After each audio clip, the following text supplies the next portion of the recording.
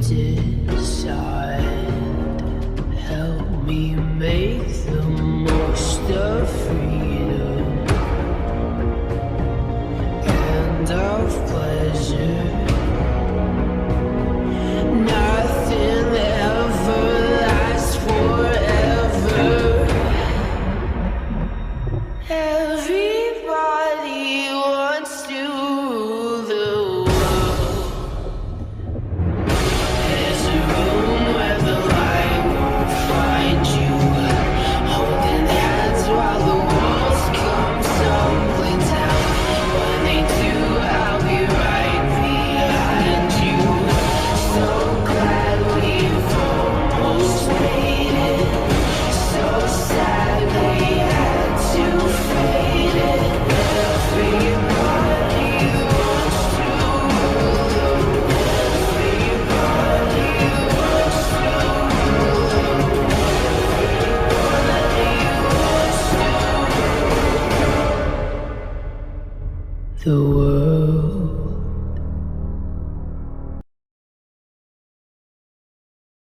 Staying still, eyes closed, let the world just pass me by.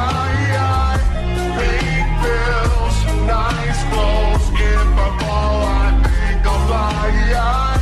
Touch me, Midas, make me part of your design. None to guide us. I feel fear for the very last time.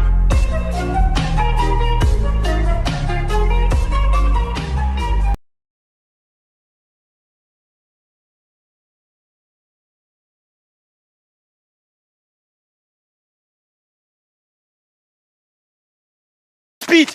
Fahrt! Jorschachak! Velocità! Szybkość! Geschwindigkeit! Hys! Mehirut! Hys! Viteza! Sacudão! Velocidade! Velocidade! Hys!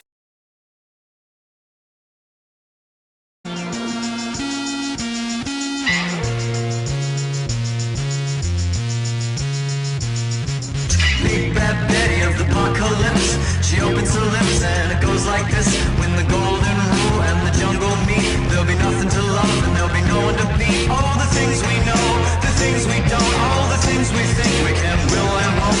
We're loath to gather that nothing's left. We're all together and they're all bereft. Capitalists, communists, you did the hokey pokey and went like this.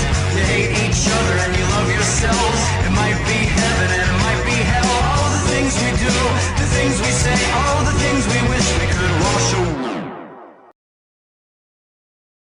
The year is 1917. Fighting rages on the Eastern Front of the First World War. Both Germany and Russia are on the brink of collapse. Soldier, I need you to bring me this man. Got it. Found him, sir. What? No, not Lenin. Lenin, the Russian communist. What? Why would I need a beetle? Lenin, the Russian communist. He was exiled to Switzerland. You know what? I'll do it myself.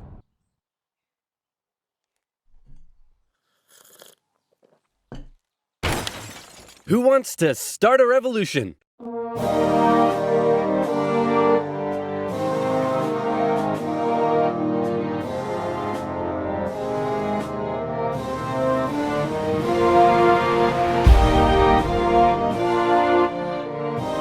The Germans put Lenin on a train and sent him all the way back to Russia, hoping he and his mates would create an internal crisis. And create an internal crisis they did. The government was overthrown, and Lenin was in charge. He immediately pulled out of the First World War, made the country communist, started a 3-year-long civil war, got shot, broke the economy, caused a famine, and then he died.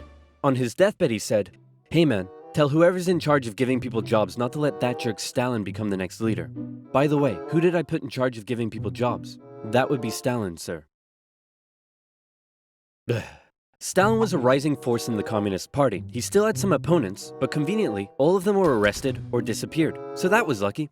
And so Stalin took over. He implemented his 5-year plans, which transformed the country from an agriculture-based economy to an industrial one. And like Lenin before him, he reigned with terror. Anyone who dared criticize or oppose him would either be killed or left to rot in the horrendous Soviet work camps. Then a short man with a silly mustache tried to take over the world, punched the Russians all the way to Moscow, and then the Russians, with some help from their faithful ally, the Winter, punched them all the way back to Berlin. At this point, being allies, America, the UK, and the Soviet Union were good chums. They held a couple of conferences near the end of the war to decide what would happen next. Hey Stalin, after all your trials and tribulation, you must be pretty happy to be standing here in Berlin. Tsar Alexander made it all the way to Paris.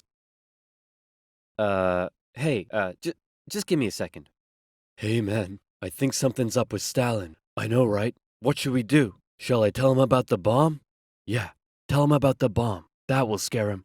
So, we got this crazy new big A-bomb that can destroy an entire city in one go. Yes, my spies told me already. Oh wait, I meant to act surprised. Wow, that's amazing. He already knew. How?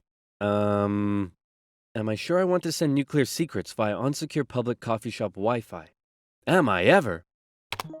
Dude, use a VPN. And speaking of VPNs, if, like me, you take internet safety seriously, then you need NordVPN. NordVPN hides your online activities from outside intruders, preventing anyone from stealing your personal data and stopping your service providers selling your data to advertisers. With over 5,000 servers in 62 countries, it allows you to surf the net anonymously and securely. And it's simple to use. With just the click of a button, you can connect to a server halfway across the world, even allowing you to access streaming services from that specific territory. Say, for example, you wanted to watch a certain oversimplified video that for some reason has been blocked in your country. With NordVPN, you can. It works seamlessly across PC, mobile, and tablet. Go to nordvpn.com/oversimplified to get an amazing 75% off. That's just $2.99 per month, with an additional month free for a limited time. So again, that's nordvpn.com/oversimplified, also in the description box down below. Now where were we? Oh yeah. Does the A stand for atomic or ass? Then America dropped their big A-bomb on Japan, and World War II officially came to an end. Hooray, we won! Okay, so now it's time to establish the New World Order. Stalin, you're in charge of Eastern Europe. Now, we want you to let them all hold elections. Oh yes, of course, elections. And these elections will be free and fair, right? Oh yes, certainly, free and fair. Definitely free and fair. Communist, communist, communist, communist, communist, communist. If that's not free and fair, I don't know what is. Throughout Eastern Europe, Soviet puppet governments were established as a buffer zone between the USSR and the West, with Churchill proclaiming an Iron Curtain had descended across the continent. The relationship between the old allies was deteriorating fast. Over the next few years, the British intervened in the Greek Civil War to prevent a communist takeover. In Turkey, the Russians began demanding more control of Turkey's sea access routes, which prompted the US to send their largest battleship to Turkey for a friendly visit. After World War II, Iran was now occupied by both the Soviets and the British, with an agreement to both pull out once the war was over. The British pulled out. Stalin was like, you know what? I think I might stick around. All in favor of kicking Russia out of Iran? You want to know something? You guys suck. Pressure from the UN forced the Soviets to leave, and with the establishment of NATO, the Soviets had no doubt that the West was out to encircle and destroy them. And America announced the Truman Doctrine, in which they basically said, those guys are not cool, cannot be trusted, and we will do everything we can to prevent the spread of communism around the world. Many view this moment as the official declaration of the Cold War. Back in Europe, everyone was living in a post-apocalyptic void brought on by the Second World War. Cities reduced to rubble, not enough food. It was terrible. This is great. The more they suffered, the more likely it is they'll turn to communism. Dude, you're really messed up. What's wrong with you? My father used to punish me severely. America realized what was going on and quickly made a move. Under the Marshall Plan, they sent $12 billion to Western Europe for its economic recovery. The countries of Stalin's Eastern Bloc looked on with envy. Hey Czechoslovakia, you want to come get some economic aid? Yeah, but I have to check with my mom first. Sorry, America. I can't come. This was a full-on economic battle raging between capitalism and communism in Europe. If the Western nations developed faster and better than the East, that would be a defeat for Stalin. So he set up his own rival economic recovery plan, which he called Comecon, and he also set up Common Form, which gave him more political control over the Eastern Bloc. But nowhere did this economic battle rage harder than in the city of Berlin. Caught over 100 miles behind Soviet lines, the city had been divided up between the Allies, and the western segments were still under Western control. East Berliners could travel freely to West Berlin, see the economic prosperity and think, maybe this communism thing ain't so great after all. I'm gonna have fun tonight. Do not concern yourself with the outcome.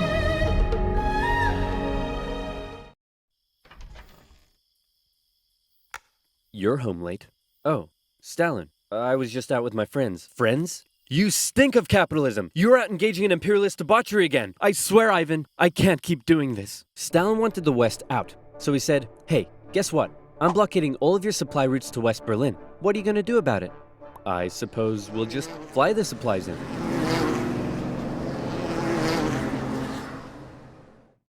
Alright, Truman. You win this round. The Berlin airlift was an incredible undertaking and a major success for the Western Allies, and Stalin ended his blockade of West Berlin. His aggressive actions worried the West, but not as much as this did.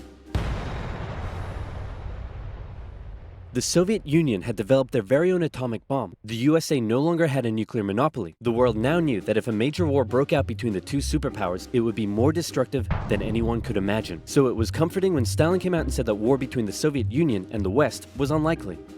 Oh, wait, inevitable. He said it was inevitable. Hey, you know who I haven't checked in on in a while? My good friend China. Whoa, what happened to you? What happened to them was a full-blown civil war that had been going on since 1927. The People's Liberation Army, under the leadership of Mao Zedong, successfully defeated the Republic of China, who fled to Taiwan. The now communist China and the Soviet Union signed a mutual defense treaty. This was terrible news for the West.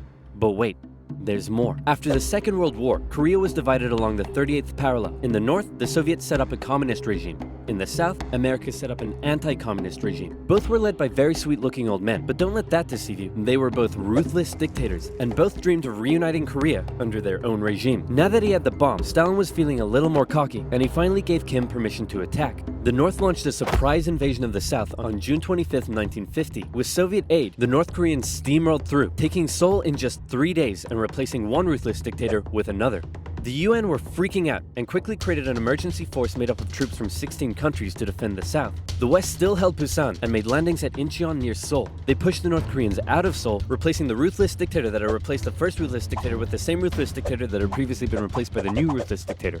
And the West then continued all the way up the Korean peninsula. At this point, China was getting worried that the UN may just keep going. The US had sent this guy to lead the operation. After winning the Pacific theater of World War II, General Douglas MacArthur's head was big and his balls were bigger. He reassured President Truman that there was absolutely no way at all that the Chinese would ever get involved. Meanwhile, 500,000 Chinese troops were crossing into Korea. Nuke 'em. No. Nuke 'em. No. Ah, come on! You're fired. The US considered the nuclear option, but now that the Soviets also had the bomb, they didn't want to risk all-out global destruction. The communists pushed the West right back almost to the exact same spot they had all started from, and they ended up in a stalemate, where they remained until both sides finally agreed to work towards a peace settlement in 2018. Back in America, Americans decided they wanted a new president who would be tough on communism, so they elected famed World War II General Eisenhower, who is really hard to draw.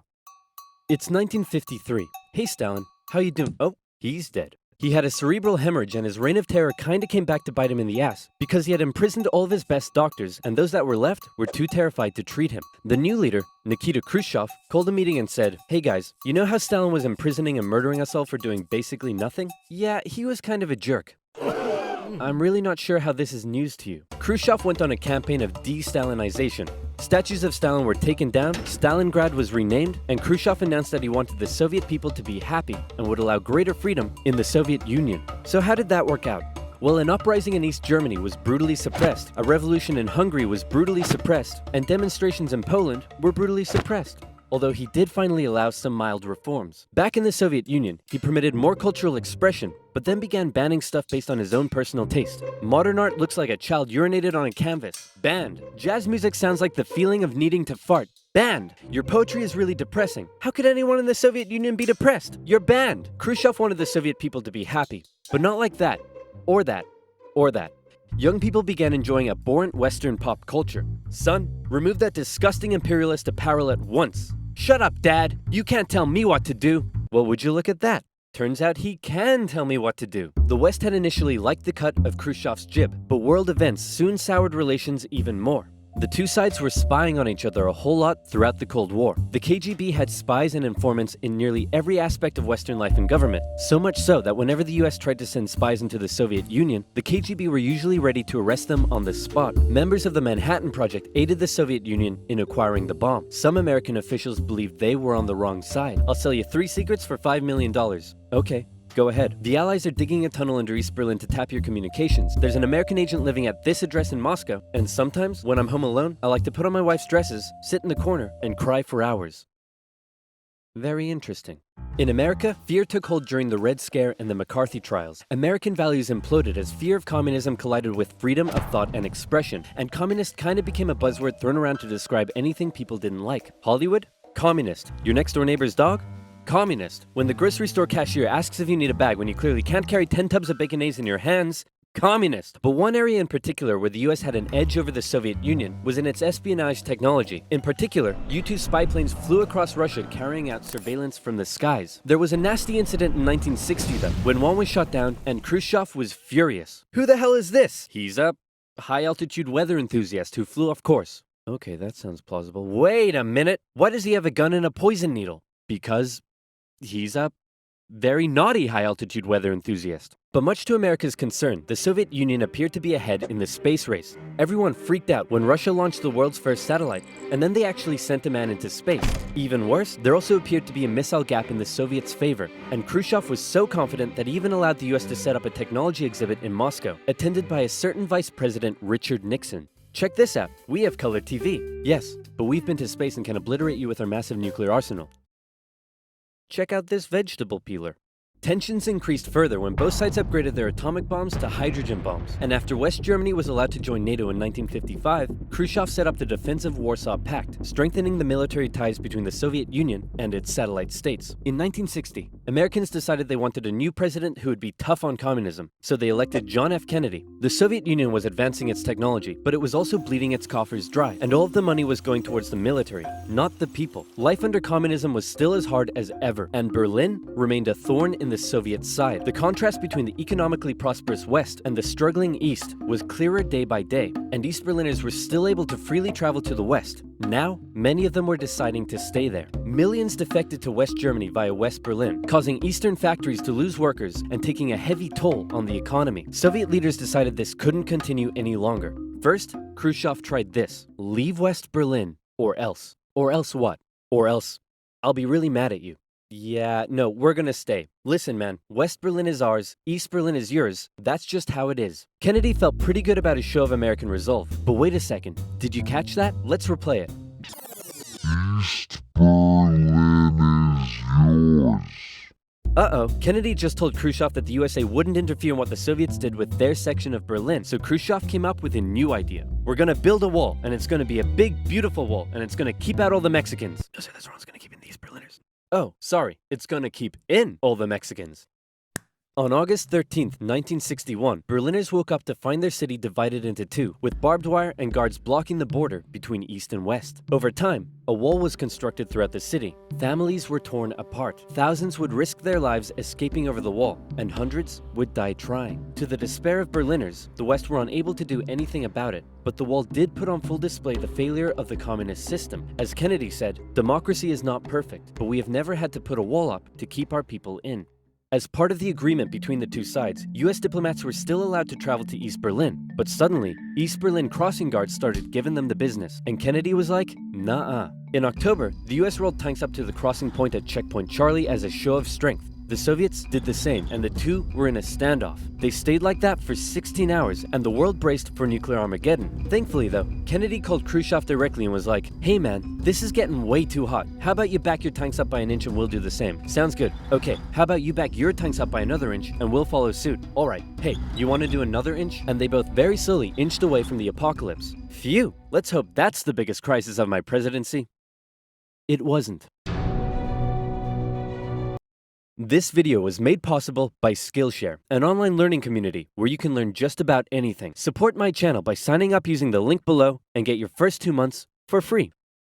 For anyone who thinks recent US history has never been as crazy as it is right now, allow me to present to you the 1960s, extreme cultural division, major political assassinations, and the closest the world has ever come to nuclear apocalypse. Shocked by the CIA's intrusive methods for putting down socialism in Latin America, a certain Fidel Castro met with a certain Che Guevara in a bar in Mexico City, and the two of them decided they should grow some awesome beards and overthrow the Cuban government, which is exactly what they did. Cuba had been America's summer playground, and America didn't like seeing a communist regime being set up in its own backyard. So the US immediately began training up Cuban exiles to invade Cuba and overthrow Castro. However, as the day of the operation came closer, Kennedy wanted to conceal any US involvement in the plan, so he massively scaled back American air support, and as a result, the Bay of Pigs invasion was a humiliating defeat for America. But Castro felt there was still an impending US threat to his regime. Meanwhile, in the Soviet Union, Khrushchev had a lot of medium-range nuclear missiles that couldn't reach America, but they could if they were positioned, say, on an exotic Caribbean island off the coast of Florida.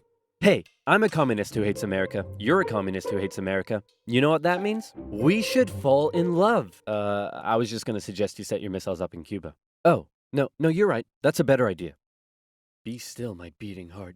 On October 14th, 1962, a U-2 spy plane over Cuba noticed something strange. Sir, you need to look at this photograph. You're right! That's the cutest dog I've ever seen! Sir, I was referring more to the Soviet missiles. America freaked out as they realized what was going on. They were completely vulnerable, and they had to act fast. They knew that airstrikes or an invasion of Cuba would likely mean nuclear war with the Soviet Union, so Kennedy came up with another idea. A blockade. The US Navy announced it would stop and search any Soviet ships heading to Cuba, and would sink any that did not comply. In response, the Soviet put its military into full combat readiness. The US did the same, and began drawing up plans for an attack on Cuba. Things were escalating fast, and both superpowers were getting ready for World War III. Emergency communications between the two sides broke down as Khrushchev rejected Kennedy's demands for the missiles to be removed, and for the first time in history, US Strategic Air Command moved to DEFCON 2. DEFCON 1 means nuclear war. The Soviets shot down a U-2 spy plane over Cuba. A Soviet nuclear submarine in the Caribbean mistakenly believed war had already broken out, and two of the senior officers gave the go-ahead to fire its nuclear torpedo. Thankfully, the third senior officer, this beautiful man, refused to authorize the decision.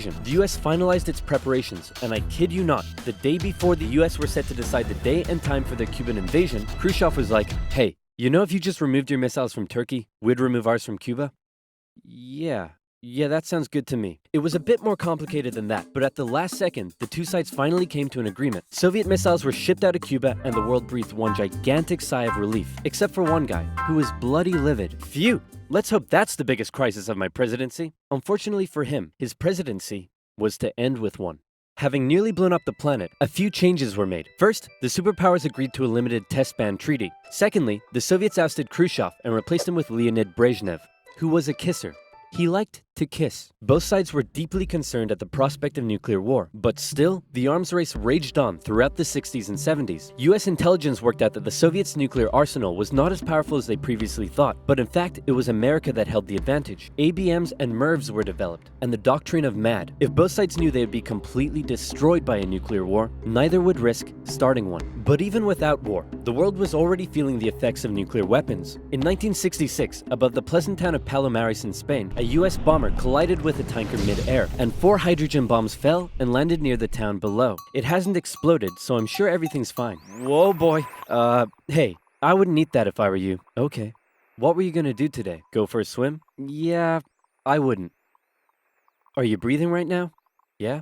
Yeah, I wouldn't. It took the Americans 2.5 months to find one of the bombs, which had gone missing in the ocean. This was the 14th time America had lost a nuclear bomb since 1950. Nobody knows how many bombs the Soviet Union lost. So sleep well tonight.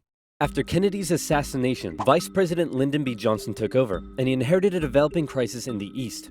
Vietnam. Back in the 50s, the Vietnamese had kicked their French colonizers out once and for all, and the country was divided into two. In the north, a communist regime, and in the south, an anti-communist regime. Both were led by very sweet-looking old men, but don't let that deceive you. They were both ruthless dictators, and both dreamed of reuniting Vietnam under their own regime. So the north established the National Liberation Front, also known as the Viet Cong, to carry out a campaign of guerrilla warfare in the south with Soviet support. The US sent advisors to help train the South Vietnamese to deal with the threat, but President Diem's brutal policies pushed more and more South Vietnamese to support the Viet Cong. And over the next decade, the situation escalated to a breaking point. America feared the domino effect. That is, if South Vietnam fell to communism, would Cambodia be next? Then Laos? Thailand? Burma?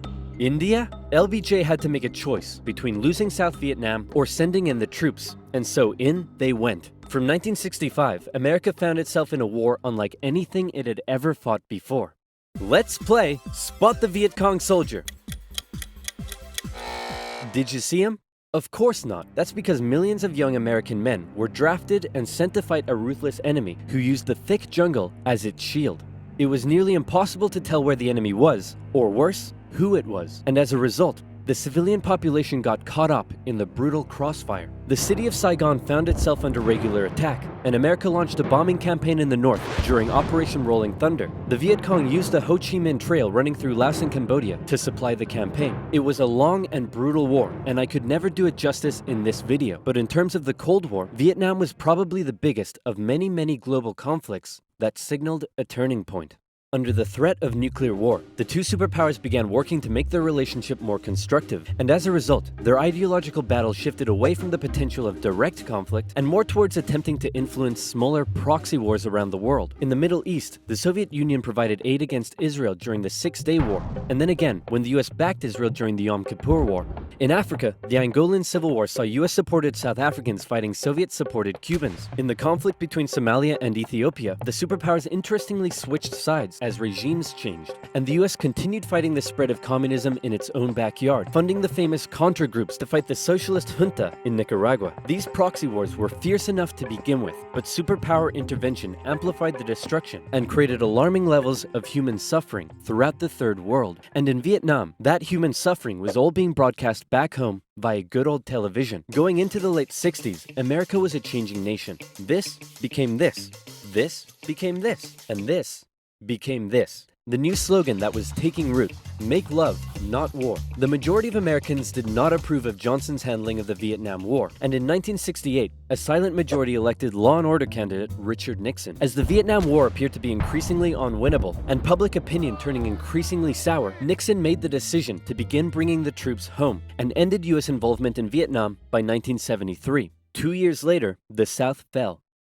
The Cold War was now taking its toll on both superpowers. In Russia, a huge percentage of the budget was still going to the military. People were still hungry, and they just didn't have access to the same lifestyle and goods as the West. And what did they have to show for it? They weren't even winning the space race anymore. Both sides needed to reduce spending in order to rescue their economies, and so both welcomed with open arms an easing of hostilities, otherwise known as détente.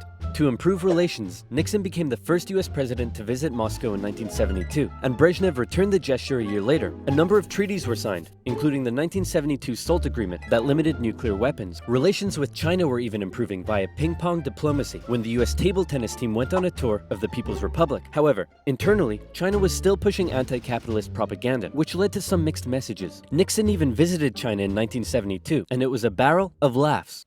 Today, the president walks among priceless treasures from China's golden age. Among them, a pair of ear stoppers used by the emperor to keep from hearing criticism. Put the stopper into his ears so that he couldn't hear the criticism. Give me a pair. 他是不是给我一对啊？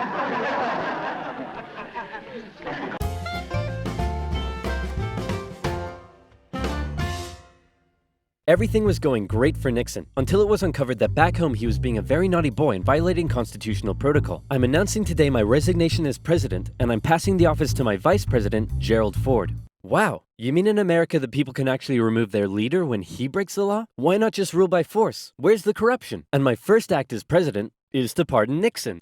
There it is. After the whole fiasco, Americans decided what they really wanted was just a nice, safe guy who wouldn't cheat on them. So they elected Jimmy Carter, and the two sides met in Vienna, where they signed yet another strategic arms limitation treaty. It's an honor, Premier Brezhnev. Likewise, President Carter. Please don't do that. But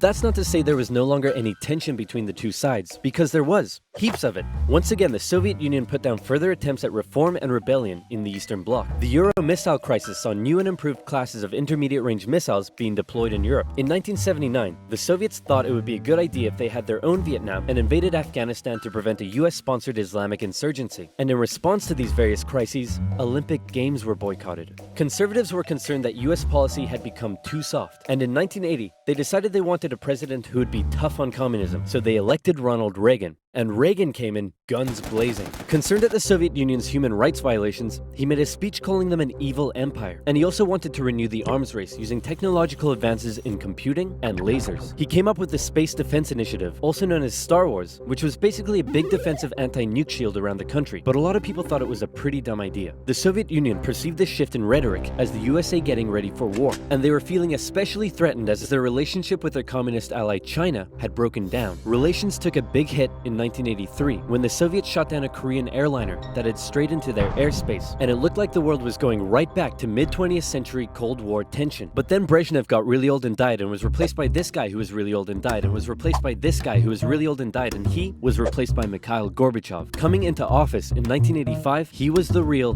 game changer. His philosophy differed a lot from previous Soviet leaders. He felt that the reason the Soviet system and economy was struggling was that it didn't allow the Soviet people to find satisfaction in their work, because they weren't allowed to speak freely and lived in fear. Gorbachev wanted the Soviet people to be happy, but unlike previous Soviet leaders, he actually made the change happen. Within the first couple of years, he began the political movement for more openness and transparency, and the restructuring of the Soviet political and economic systems. And change very quickly took effect. People could criticize the government, they could enjoy Western pop culture, the media interviewed Margaret Thatcher, but most importantly, the Soviet people could now enjoy Pizza Hut. All hail to Gorbachev. He also knew that the arms race needed to end in order to rescue the Soviet economy, and a positive relationship with the West must be established. Constructive dialogue reopened and resulted in the INF Treaty, which saw all intermediate-range missiles eliminated, which was huge. Reagan's tone towards the Soviet Union began to soften, and things were looking up. But what would these reforms mean for the Eastern Bloc? For decades, the Soviets had been brutally suppressing any attempt at change. Now,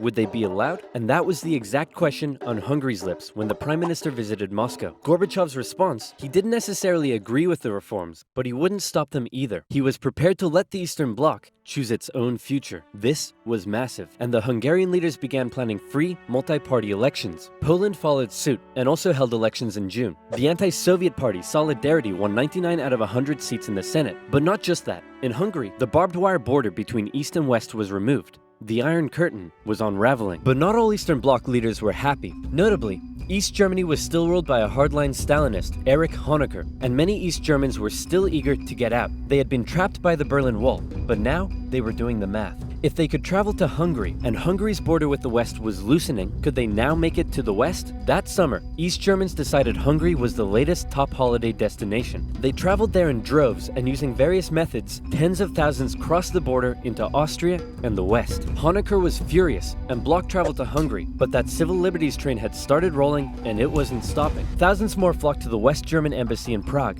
where they stormed the fence around the embassy gardens, and a temporary refugee camp was set up. In September, deals were struck to allow the refugees to travel west via train. Back in East Germany, the people were running on a civil liberties high, and they wanted their next hit. Dissent was growing. Over time, demonstrations turned to mass protest, with plainclothes secret police officers doing their best to put down the dissent, but it had grown well out of their control. And worse, the biggest demonstration was yet to come. We're gonna put all of this down by force. Right, guys? Guys? Unfortunately, everyone had realized what he had not. This was bigger than them, and the entire East German Politburo voted him out of power. On November 4th, over 500,000 East Germans took to the streets of East Berlin. For many, there was still one big target left in their sights: that damn wall. The pressure on the East German government was too great, and on November 9th, they made a bit of a chaotic announcement that the travel ban between East and West was being lifted. The change wasn't meant to take effect until the next day, and crossing guards still had orders to shoot on sight any who tried to cross. But that night, huge crowds gathered at the crossing points, and the guards were overwhelmed. In an astronomically historic moment, after decades of family separation and travel restriction, the people were allowed to pass through. East and West Berliners couldn't believe it, and celebrated together throughout the night. Some even climbed the wall and began to topple it. The Iron Curtain had fallen, and a year later, Germany would be reunited.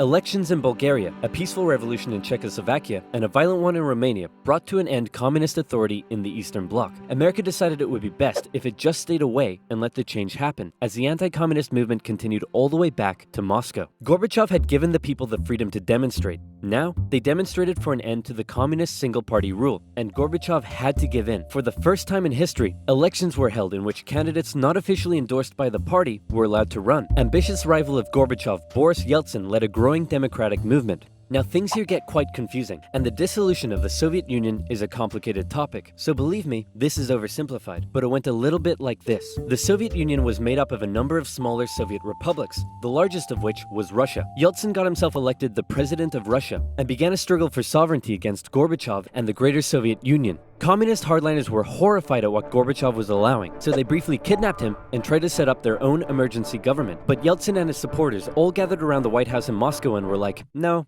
we have a tank. So the hardliners had to concede and released Gorbachev. Wow. Thanks, Boris. That was a close one. No problem. And thanks to you for all the great freedom you've given us. Anytime, pal. And just to inform you, I've used that freedom you've given us to go behind your back and make a deal with Ukraine and Belarus to dissolve the Soviet Union and set up the Russian Federation. In other words, you're no longer in charge. I am. Dude. So uncool. And so decades of tension and the everlasting threat of nuclear war finally came to an end as democratic governments were established in many of the old Soviet republics, and the world got along together forever after. Right, guys?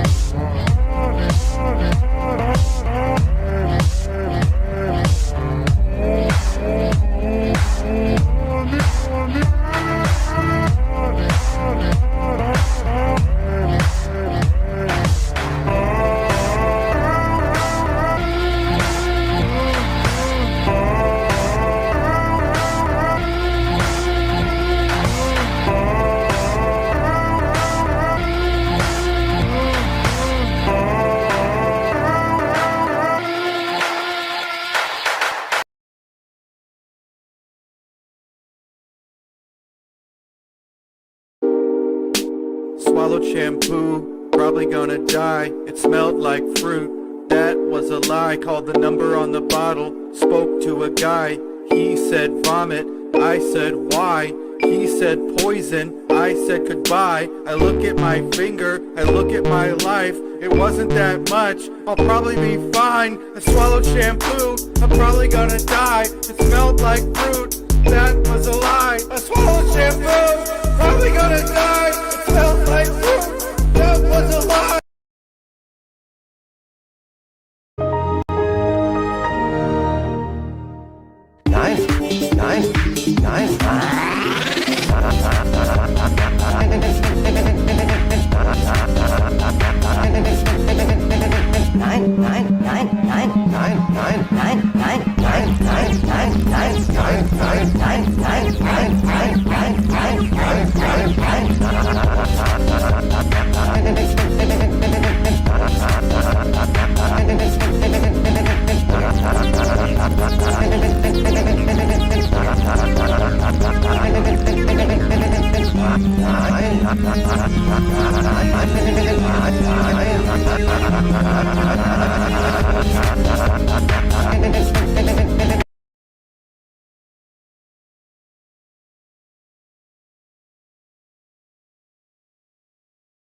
So I had small argument with friend recently. He said, Boris, how do you pronounce this? And of course I said, Vyuminj. And he said, no. It's Wyoming! This is US state, блин! How you not know? It have many mountains and is shaped like rectangle. And after that we took another shot of vodka and the rest of evening is blur. But what is point? The sum of these names are pretty hard. So this is how I see them. 50 steps alphabetic order, let's go. Alabama, Alaska, Arizona, Arkansas, Arkansas.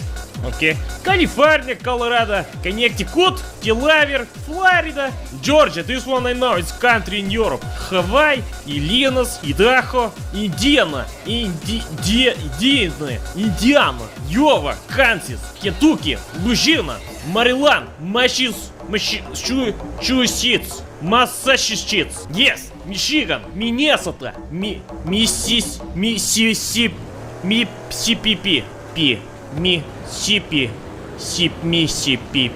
Yes! Missouri, Montana, Nebraska, Nevada, New Hampshire, New Jersey, New Mexico, New York, North Carolina, North Dakota, Ohio, Oklahoma, Oregon, Pennsylvania. Pennsylvania, Rhode Island, South Carolina, South Dakota, Tennessee, Texas, no, I mean Texas, Utah, Vermont, Virginia, Washington and West Virginia, Wisconsin and Wyoming, or Wyoming as its friends say. So you see, my friends, it's not so easy as you think, but with 5 shots of vodka, everything's easy. Give me some shashik and mayonnaise and I will speak Japanese, no problem. Well, thank you for watching, my friends. I will see you next time. Keep it cheeky-breaky. In it, everyone has AIDS, and they all got it from butt sex. Oh shit. Here we go again. I wait so long on this snow for one little piece of bread. And I have been drunk since I was born, and I keep Mongolians in a cage. I'm poor. I sold my child for a sip of vodka. My wife is named Svetlana Borsnistovskiska. At my space station, we tried to send a cardboard box up into the sky. When the wall came down and the Russians rushed out, it was a day when freedom won. If Mr. Putin wants to invade Georgia, we'll be waiting here with guns. I live in Atlanta, Russia's dead. They suck a lot of long dicks on the internet. Russia's dead. They'd like to touch on young boys a little bit. Russia's dead. In it, everyone has AIDS, and they all got it from butt sex. Russia is dead. I have 10 kids, I can't feed. I hope we fight the nuclear war. I hope I eat a piece of fish for dinner. We have a wall to keep my people in here. The KGB arresting me because they catch me touching myself. Tell the troops right now, it's time to bomb Moscow. Fun time to get it done. We should kill them Ruskies and take their land, 'cause it's far from Mexico. It's one from 9/11. Russia's gay. It looks like Candyland, and the palace is plastic. They wear those dumb fucked up hats with fur on it. Russia's gay. In it, everyone has AIDS, and they all got it from butt sex.